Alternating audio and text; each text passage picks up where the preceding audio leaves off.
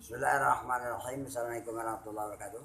Waalaikumsalam. Alhamdulillah wassalatu wassalamu ala rasulillah wa ala alihi washabihi wa mawala. Bahwa pada ibu hadirin yang dirahmati Allah, kita buka bagian kita untuk mengambil keberkatannya. Kita membaca surah Al-Fatihah. Ila hadratin Nabi sallallahu alaihi wasallam wa ala alihi washabihi wa musallin wa li abaina tulan syahadnya min sunnat wal mu'minina linas masyiman tajidin bin aqil askan tuhan sendiri dengan kesini dan Al-Fatihah. Bismillahirrahmanirrahim. Alhamdulillahirabbil alamin arrahmanirrahim maliki yaumiddin. Iyyaka na'budu wa iyyaka nasta'in ihdinas siratal mustaqim siratal ladzina an'amta 'alaihim ghairil maghdubi 'alaihim waladdallin. Amin. Allahumma ta'ala min khazaini rahmatika ya rahman. Allahumma zidna ilman wa zidna rahman.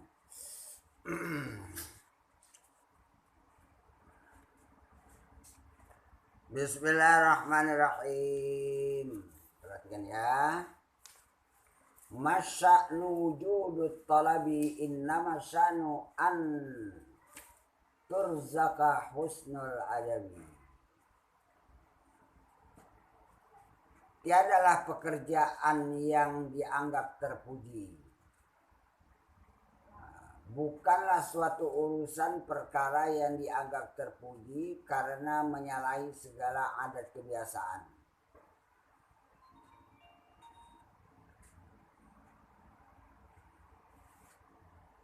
Yang dituntut, yang diminta hanya pekerjaan itu ialah bahwa dianugerahi engkau akan sebaik-baik adab. Macam mana dikatakan pekerjaan yang sebaik-baik adab yang dinilai oleh Allah? Yaitu dengan menyerahkan segala pekerjaan kepadanya.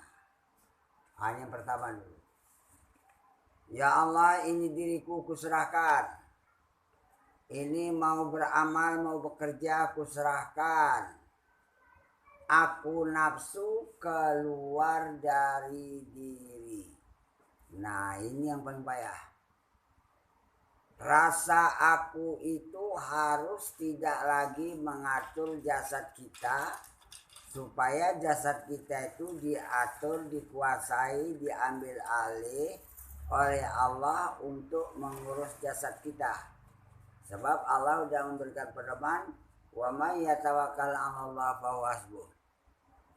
Barang siapa yang benar dalam menyerahkan dirinya kepada Allah, maka Allah itulah penjamin orang ini.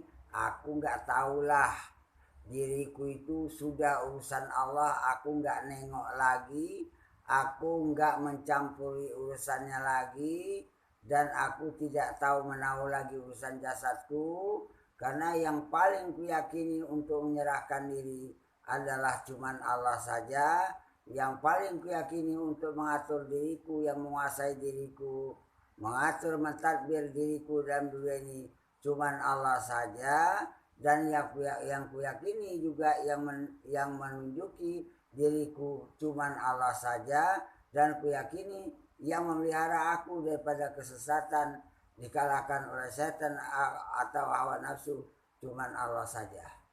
Aku mana? Aku nafsu mana? Keluar. Terpisah itu diri, waktu kerja, waktu ibadat, waktu berusaha, waktu bekerja, nampak diri tidak urusan Allah. Cuman praktek menyerahkan ini macam mana prakteknya, bukan hanya ucapan lidah. Tawakaltu 'ala Allah itu bukan hanya ucapan lidah. Aku menyerahkan diriku kepada Allah itu bukan ucapan lidah. Kalau ucapan lidah saja tawakaltu 'ala Allah, sedangkan batinnya tak ada menyerahkan sedikit pun, maka Imam Ghazali langsung menilai ini ucapan kalau memandang tidak cocok dari yang diucapkan dengan pernyataan batin, namanya ucapan munafik. Kalau memandang benar atau tidaknya dengan dibatin, maka dia katakan ini ucapan la haula la quwata illa billah atau tawakkaltu 'ala Allah itu adalah ucapan dusta. Jangan tiap hari kita berdusta di hadapan Tuhan. supaya apa? Supaya amalku itu benar. Supaya amalku itu benar. Benar datangnya dari Allah. Minallah.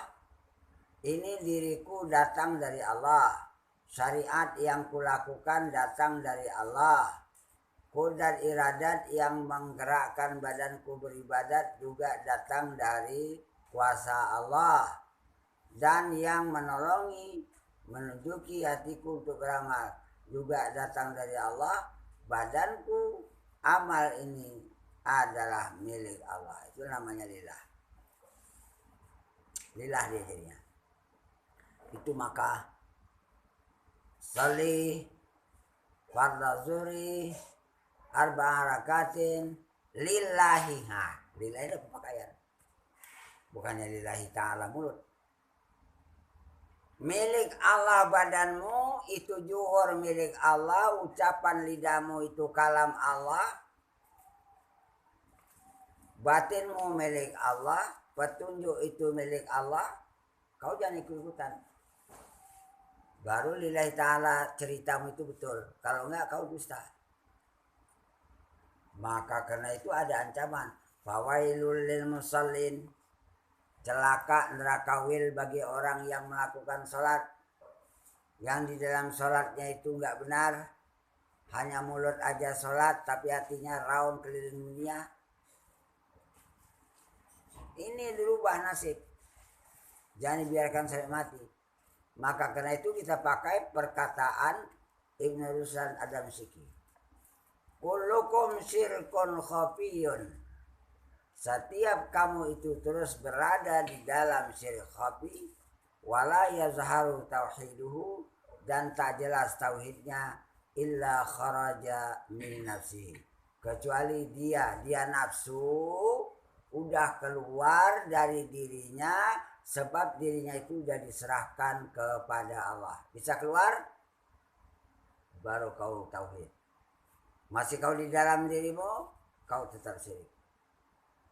Batin ini harus dituntun, harus ada yang nampak, harus ada dipandu, harus ada ditunjukkan jelas sampai atau tidak, benar atau tidak, betul atau salah. Harus begitu guys. Sedangkan Nabi aja kurang apa? Kenapa Nabi dituntun untuk mi'raj? Apa kekurangan Nabi rupanya? Sucinya nggak tanggung-tanggung. Tapi kenapa Nabi Muhammad itu mi'raj harus ada yang menuntun? Itu sunnatullah berlaku.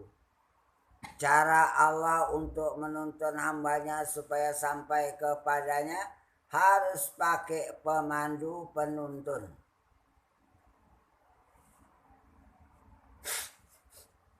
Kendaraan, alat. Maka karena itu yang menuntut batin itu harus jelas.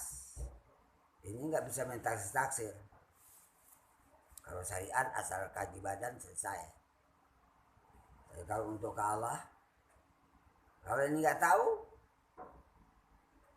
sedangkan ini awaludin, kalau dia nggak tahu gimana? Bagaimana kau arahkan ibadatmu kepada Allah sedangkan awaludinnya kau nggak kenal? Bagaimana kau berada pada Allah sewaktu sholat sedangkan Allah nggak kau kenal? Ini yang paling ngeri awak nanti di akhirat. Bukan rasa sholat masuk surga. Bukan enak-enak itu. Saya udah periksa pengajian kita ini, anggota-anggota kita lah, paling sedikit pematangannya 40 tahun. Baru pematangan itu. Kalau 10 belum. Dituntun juga masih. Di Pulau Brayan sudah 10 jalan 11. Paling lama yang di mana, Pak? Hah? Paling lama yang di mana, Pak? Ya orang yang sejaman di bawah saya ada 2 tahun lah. Udah meninggal pun orangnya. Hanya nggak banyak dulu berapa orang. Dan bagian Pak Parmin itu lama tuh. Waktu matang dia udah. Yang matang betul-betul meninggal. Nggak banyak dulu. Dan saya pun nggak mau bilang-bilang. Mereka pun belajar sembunyi-sembunyi. Artinya nggak tunjuk-tunjukkan sama orang. Kita pahami dulu, baru kita ceritakan sama orang. Sebelum kita pahami gimana kita ceritakan sama orang. Sebab ini perjalanan batin. Gimana kita ceritakan, kita udah paham. Jadi sebenarnya kan 40 tahun baru matang ya. Jadi kalau tangguh-tangguh hanya sebulan 2 bulan ceng, aman lah itu ya terus. Maka sebulan 2 bulan 6 bulan belum dapat. Saya 6 bulan nggak ngerti apa-apa. Waktu di situ dapat, waktu belajar dapat, udah pulang hilang. Padahal sebelumnya itu nggak tanggung-tanggung latihan zikirnya itu. Latihan sholat tasbihnya itu. Waktu di situ memang bagus lah. Udah pulang, hilang. Menunjukkan Allah tuh ngasih bukan kontan ya. Dia bertahap dikasihnya supaya ini kemudian dicabutnya balik supaya manusia itu ada kesungguhan untuk meneruskan apanya lagi supaya dia ada kesungguhan. Karena yang paling payah.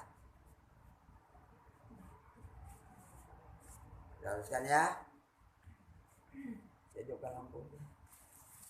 Ada cahaya sedikit gelap. Belum pula ya.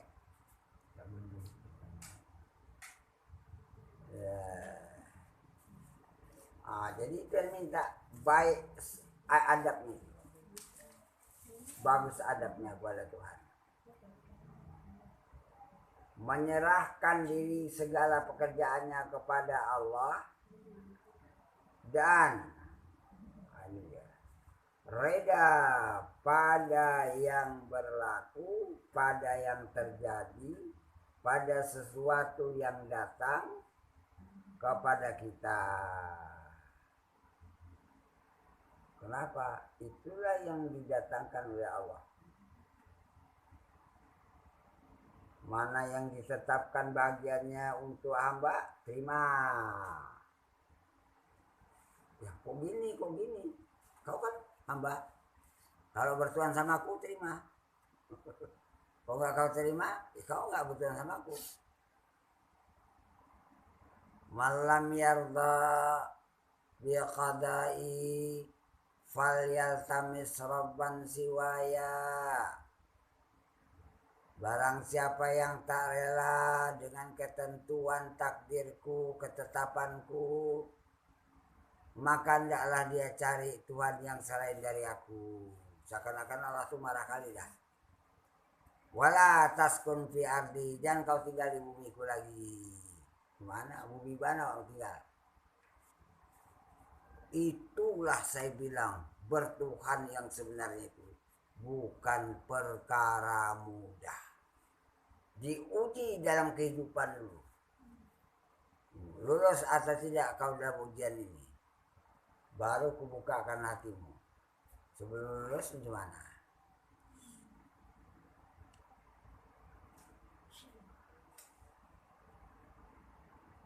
Itulah pula ya. Dan tiada menuntut daripadanya barang yang tiada baginya. Yang gak ada sama kita, tak usah minta sama Tuhan. Ya Allah, aku dari dulu susah kali nih. Cipolan tuh senang aja dia. Kenapa aku gak senang? Kamu bertuhan apa enggak? Udah, menurut ilmu Allah itu terbaik. Supaya jangan basah masalah nanti di akhirat.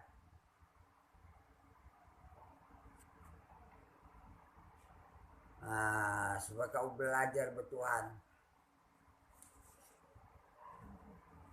Ya bertuhan ya.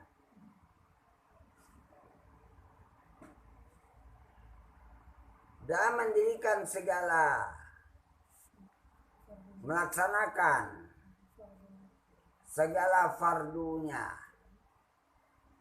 Kalau udah fardu, pahamnya yang sunat. Dan mengikut segala sunatnya wadah. dan menyalahi manusia dengan perangai yang baik. Orang bikin gak bagus sama wak, biar. Orang benci sama wak, biar. Orang memusuhi awak, biar. Awak selalu aja. Terus lawan nih. Wah, ini belajar bertuhan, dia di dunia dikasih dijual oleh Allah. Ujinya. Dan mendirikan pada segala haknya atas bersifat cukup, tidak merasa kekurangan daripada tiap-tiap makhluk. Tunaikan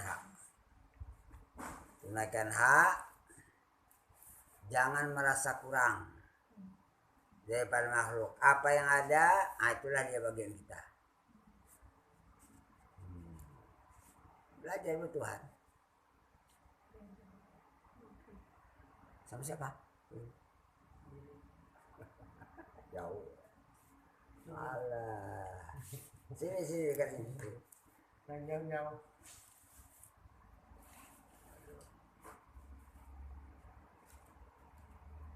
Padahalnya dalam keadaan rujuk kepada meninggalkan ikhtiar. Waduh. Pasrahkan aja diri itu di dalam ikhtiar Allah. Jangan banyak kali angan-angan, banyak kali rencana-rencana. Inilah belajar bertuhan tadi. Sebab per detik itu semua adalah kadrun fikah. Setiap tak itu sudah ada kadar batasan yang ditetapkan oleh Allah padamu. Sampai semenit, sampai 10 menit, sampai 1 jam. Yang diminta waktu itu kau berhadapan dengan apa? Kerja. Kalau kerja tunaikan haknya. Kerja apa? Kalau untuk perempuan masak, tunaikan hak masak itu sebagus-bagusnya, jangan kurangi bagiannya. Hemat, kurangi sedikit, rasanya nggak enak. Kurang pula. Ngambil upah sama orang. Jam berapa? Dari jam 8 sampai jam berapa? Jam setengah 12. Jangan kurangi haknya. Jangan duduk di pinggir, asing ngobrol, asing merokok aja kerjaan. Dosa. Udah gitu kualitas kerja itu jangan dikurangi. Laksanakan kerja itu dengan sebagus-bagusnya waktu yang sudah kita diamanahkan, yang sudah ditentukan oleh Allah, kita harus mengerjakan itu. Baik dia belajar, baik dia bekerja, baik dia berusaha, baik dia ibadat, tunaikan haknya. Bismillahirrahmanirrahim, tunaikan haknya. Alhamdulillahirrahmanirrahim, tunaikan haknya. Jangan ngebut, hilang-hilang hurufnya, hilang-hilang matnya, hilang-hilang sempurna rukuknya, baru separuh rukuk udah bangkit. Nggak boleh, tunaikan haknya dengan bagus. Wah, inilah dia baru menunaikan hak namanya. Baik ibadat ataupun kerja, ataupun amanah, ataupun tugas, tunaikan hak. Jangan tunggu. Disitulah kita belajar hidup. Seakan-akan kita ini bertanggung jawab di dunia. Bukan hanya sekedar hidup-hidup itu aja. Ada tanggung jawab. Kadang bertambah-tambah datang dari luar. Ini tulang pak ya. Padahal bukan pekerjaan awak. Ini tulang pak ya. Kita tolak gak bagus. Ini tulang pak ya. Kemana kita menyita waktu? Tidur kita sita. Habis. Orang minta tolong terus. Besok saya ambil katanya. Habis mata awak pedas begini. Itulah pula menunaikan apa hajat orang. Dan berdiri artinya melaksanakan pada sifat ibtikar. Senantiasa tautkan hajat, tautkan keperluan, sandarkan harapan. Terus ini badanku tidak bergerak kalau nggak punya kundan Allah. Ini hatiku tidak akan terarah pada satu kalau tidak dengan iradat Allah. Ini badanku tak akan mampu untuk berbuat sesuatu kalau nggak ditolongi Allah. Itu ibtikar. Terus bersandar keperluan dia kepada Allah setiap saat. Namanya pun belajar bertuhan. Serta memutuskan munazaah. Apa makna memutuskan munazaah? Jangan tantang, jangan sesali.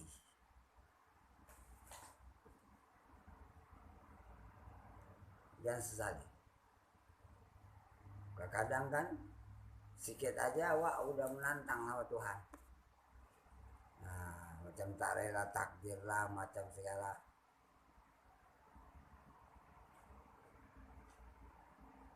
Munazaah itu meninggalkan munazaah.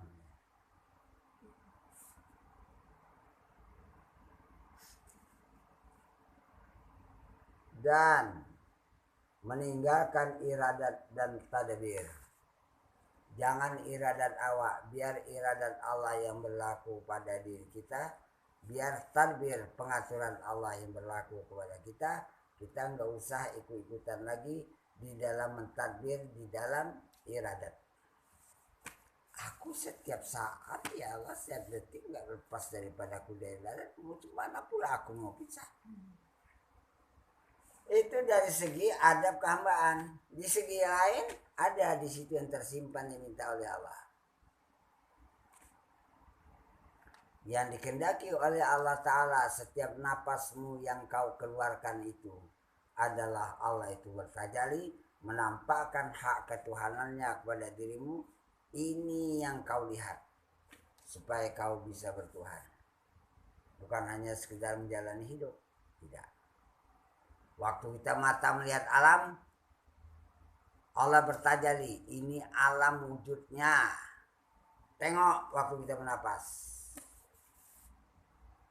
Ini mata melihat sifat basarnya, tengok waktu kita bernapas. Dan hak Tuhan jangan diambil. Kalau udah kita katakan ini wujudnya, aku nggak punya wujud. Kalau dikatakan ini sifat basarnya, kita nggak usah ikut mata melihat lagi. Kalau kita katakan ini sifat jahil ilmunya, kita nggak usah ikut tahu. Yang tahu cuma Allah sendirian. Kita hanya menerima kejahilan ilmunya aja. Itu dia. Baru dikatakan menghilangkan iradat dan tadbir. Baru belajar bertuhan. Siapa yang bisa sanggup macam ini? Bertuhan. Nggak sanggup macam ini? Berarti kau belum siap untuk bertuhan. Tahu tunda mati. Tanya di kuburan, siapa Tuhan? Wah, baru kan kabur. Kenapa? Dunia tak melatih diri untuk jadi bertuhan. Bukan ditanya pakai bahasa di kuburan tuh. Bahasa apa pula malaikat sama awak? Orang roh aja udah keluar dari jasad. Bahasa apa? Pemahaman permintaan pertanyaan itu kita paham setelah malaikat sudah hadir di hadapan rohani kita di kuburan. Kehendaknya itu kita sudah paham. Ya kalau udah biasa bertuhan, itu yang hadir. Tak biasa bertuhan, apa mau dihadirkan? Tak biasa bertuhan pula di dunia.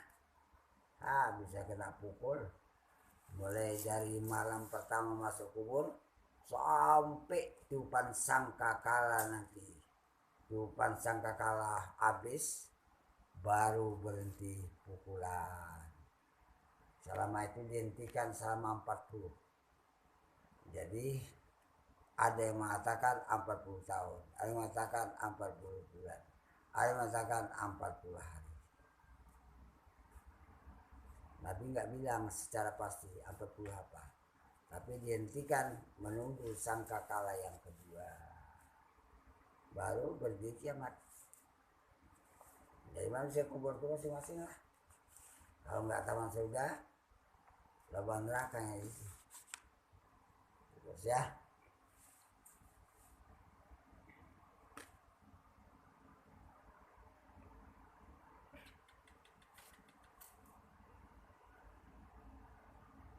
Dan tiadalah engkau lihat, tiadakah engkau lihat kepada segala penghulu kita,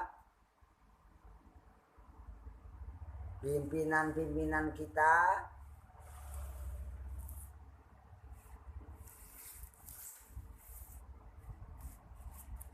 siapa itu? Anbiya, para nabi.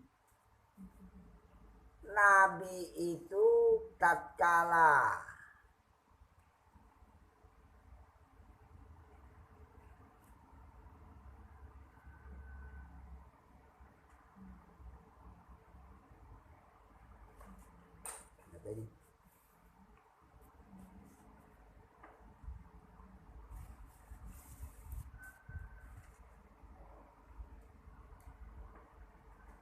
bala ya, ini kurang. Tatkala datang bala kurang pisan mereka itu, maka tiada ikhtiar seorang pun daripada mereka itu suatu serta Allah. Datang bala terimanya aja. Secara hukum alam datang sakit boleh berobat, tapi melawan, menentang, tak menyukai itu nggak mau sama orang tuh, para nabi itu. Terimanya aja. Nah, nggak punya beras bekerja. Tapi datang bala ini mereka melawan Allah tuh nggak mau. Itulah ujian-ujian para nabi. Ini pimpinan-pimpinan umat. Untuk belajar kita menjadi hamba Tuhan. Nah, ke sana. Orang itu memang melatih diri dalam kehidupan. Tak ada ikhtiar. Tidak ada daripada mereka itu daripada serta ikhtiar Allah. Tak ada ikhtiar Allah semata-mata. Dan tiada menghendaki mereka itu daripada yang lain, daripada barang yang sudah dikehendaki oleh Allah bagi mereka itu. Apa yang kau kehendaki padaku walaupun susah derita ini, inilah aku terima karena inilah terbaik, sebab yang paling bagus mengatur hambamu, mengatur diriku, cuma engkau saja. Rela. Jadi maka seorang itu belajar merelakan Tuhan itu bukan harus ucapan ridha, tidak, dipraktek dalam kehidupan. Ini orang yang reda supaya matinya dalam keridhaan Allah. Nah, ini hanya ilahi anta maksudi warida, kemudian ucapan tok. Ya Tuhanku, engkau kumaksud dan keridhaanmu yang kucari. Ucapanmu.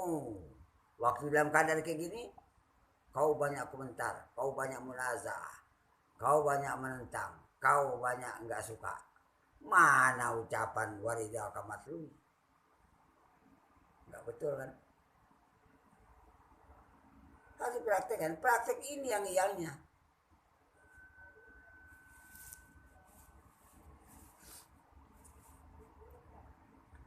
Maka adalah yang diminta, tuntut yang diminta tiap-tiap seorang daripada mereka itu. Ini khusus para nabi. Itu pada barang yang dipilihkan oleh Allah daripada Allah Ta'ala. Apa yang dipilih untukku, itulah paling bagus. Dan barang yang telah diketahuinya daripada murad yang dikehendaki oleh Allah dalamnya. Ini kehendak Allah, berarti ini mengandung hikmah yang tersimpan yang tidak dipahami oleh orang-orang awam. Tapi dia meyakinkan apa yang dipilih oleh Allah itu yang terbagus. Maka Allah ajarkan sama orang ini ilmu yang tersembunyi. Itu ilmu hikmah, itu ilmu tersembunyi.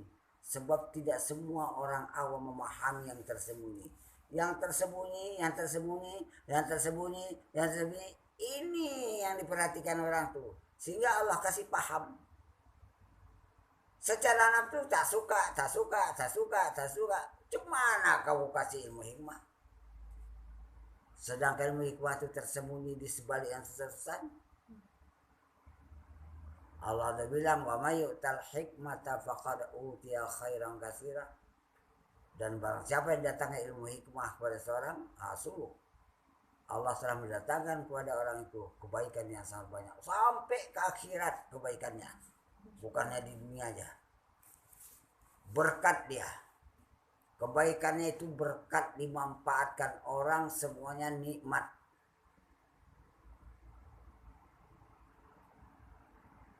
Ini namanya hikam, ini artinya hikmah. Bukan mudah kita belajar hikam nih. Mendapatkan yang terhasia tadi, bisa kau terima apa enggak? Yang terhasia, yang tersembunyi itu. Bisa? Kau baru dapat ilmu hikmah. Kalau hanya memandang yang jahil-jahil aja enggak bisa. Enggak bisa. Kalau kau ingin dapatkan hikmah, belajar yang sesembunyi itu. Jangan bantah kehendak Tuhan. Ikuti aja. Walaupun pada jarinya derita. Belajar. Supaya Allah kasih ajari. Di sebalik ini kau nanti akan paham. Sehingga para wali itu yang dikehendaki, yang dibuat adalah apa maksud tujuan Allah ngasih sama aku ini. Diperiksanya, ditunggunya. Lama-lama jumpa. Oh ini rupanya yang Allah kehendaki kepada aku.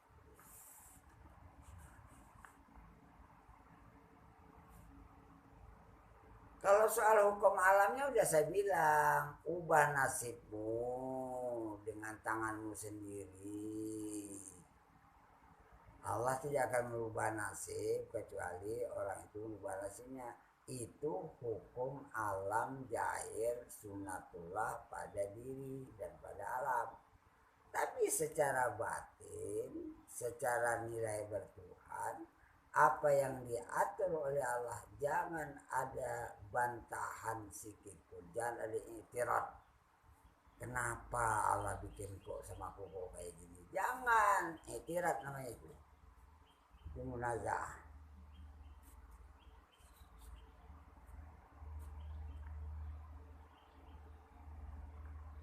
Coba perhatikan ya.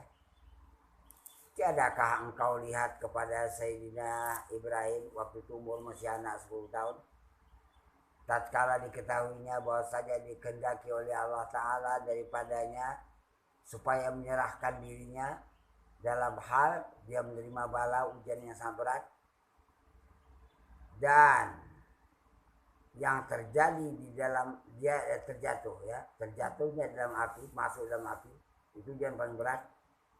Dan datang Jibril padanya, pada Ibrahim waktu itu. Dan kata Jibril, adakah engkau bagimu hajat padaku? Kau perlu sama aku? Katanya, Ibrahim waktu itu baru 10 tahun. Adapun kepadamu, maka tiada ada hajat. Sama kamu enggak perlu. Dan pun kepada Allah aku perlu. Kalau sama Allah aku ada perlu. Dan kata Jibril, kalau begitu, berdoalah engkau supaya Allah mengabulkan mintamu. Kata Ibrahim, tidak, aku gak mau doa. Kenapa itu? Allah itu lebih tahu daripada halku. Apa yang dibuat oleh Allah, udah aku terima aja. Itu bayangkan. Kayu itu satu negeri Namrud. Satu negeri Namrud mengumpulkan setiap orang satu ikat kayu. Berapa juta orang mengumpulkan macam bukit. Setelah dibakar tinggal nyampakkan ini anak. Supaya masuk ke dalam api. Kepanasan. Dekat pun nggak sanggup, 10 meter, 20 meter pun panas nggak sanggup. Kumpul-kumpul orang tuh. Gimana nyampakan anak ini panas nggak tahu api buat baru udah macam bukit, macam rumah. Tatkala mereka sedang kumpul datang iblis menyerupai orang tua. Apa kalian kumpul-kumpul di sini nih?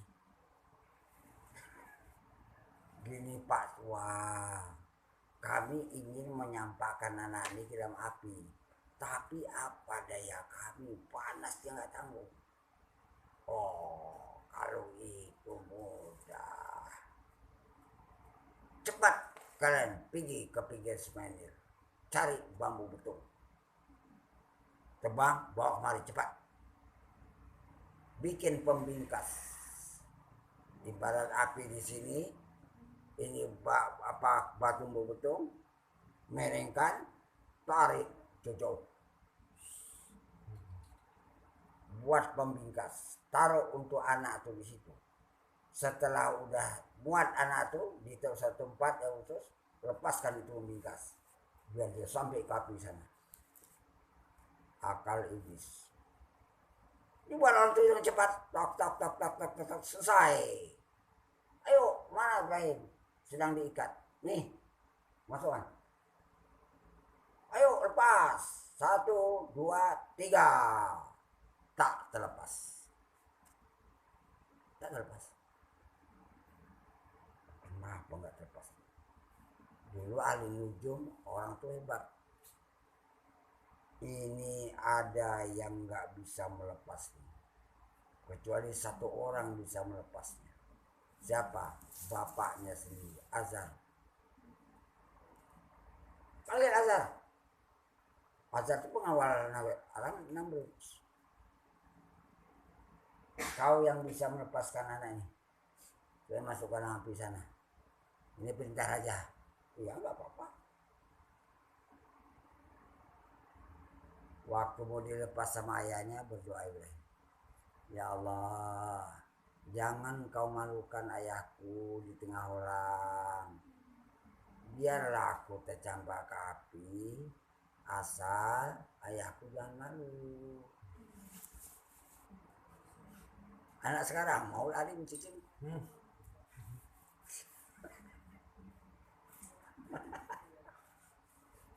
Lepas, tatkala lepas itu malah datang tawaran sama Jibril tadi. Sama kau nggak perlu berdoa, enggak juga. Apa yang berdoa ya udah sampai ke api. Apalah payahnya Allah berkhitab kepada api. Lima ya naru kuni badam. Api jadikan dirimu dingin ya. Jadikan dirimu dingin. Plong masuk Ibrahim. Tumpukan api yang sangat besar. Sampai ke bawah. Sampai ke bara-baranya berpatahan kayu di situ. Udah, sampai padam. Wassalaman ala Ibrahim. Apa yang terjadi? Selamat Ibrahim. Heran orang.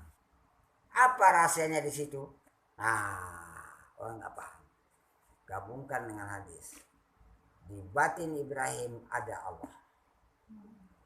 Orang yang batinnya dengan Allah, dia diharamkan oleh Allah disentuh oleh api neraka.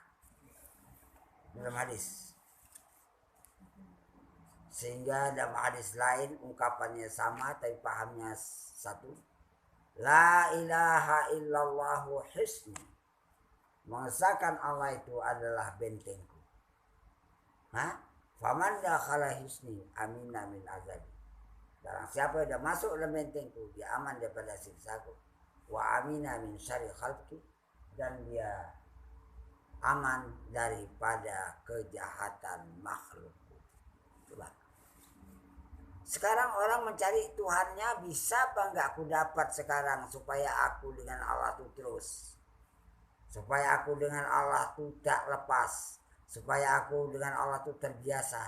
Saya bilang 40 tahun kau melatih dirinya baru bisa.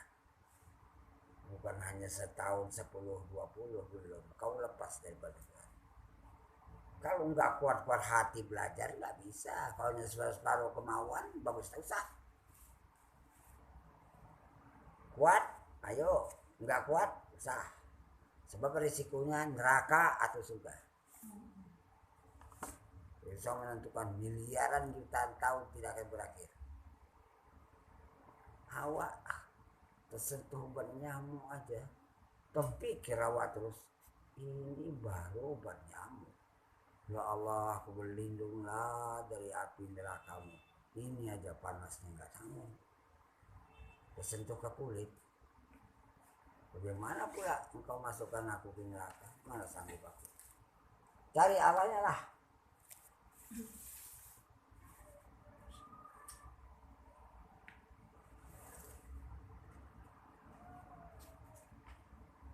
Maka kepada lisan, lidah, halnya Nabi Sallallahu Alaihi Wasallam. Itu kan? Ya. Apa katanya? Aku telah menyerahkan kepada Allah Ta'ala. Maka bagaimana aku iktirat kepadanya? Aku kan sudah menyerahkan diri kepada Allah. Bagaimana pula aku iktirat? Ada sanggahan di batinku. Apa artinya aku menyerah? Kalau masih ada sanggahan. Ya Allah, kenapa engkau jadikan aku sakit? Ya Allah, kenapa engkau jadikan aku susah? Kau sanggah nih. Tapi kau bilang tawakal Tuhan Allah. Soal capek-capek lah. Namanya hidup di dunia. Soal derita-derita lah. Nah itu hidup di dunia. Supaya jangan ada iktirat. Sikit lagi ya, sabar saja.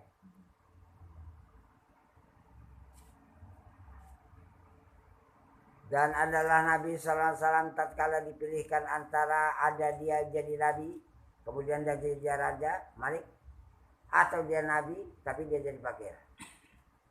Kau mau jadi raja, Nabi tapi dia jadi raja, pilih. Atau kau jadi Nabi tapi orang fakir, maka dipilihnya. Aku enggak dua-dua. Aku cuman hamba yang fakir kepadamu saja cukup. Kalau saja Nabi pun nggak apa-apa. Aku menjadi fakir bertaut terus aku kepadamu, itu yang aku pilih. Karena dia memilih tawaduknya ini, maka diangkatlah dia menjadi Nabi. Itu pun mengangkat jadi Nabi itu pun diuji dulu. Padahal udah takdir yang menjadi Nabi kan. Tapi untuk kejahiran supaya menjadi syariat, supaya menjadi ujian kepada makhluk, itu pun diuji Allah tuh. Menunjukkan teguh atau tidak dia supaya bertuhan itu.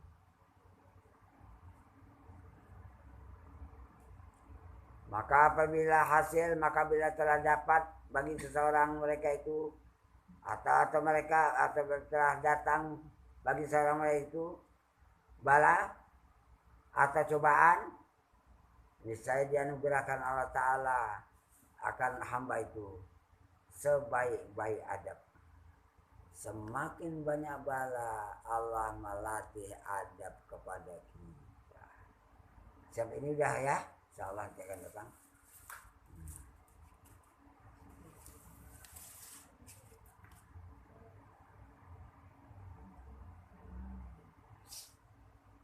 Ya, sekian aja lah.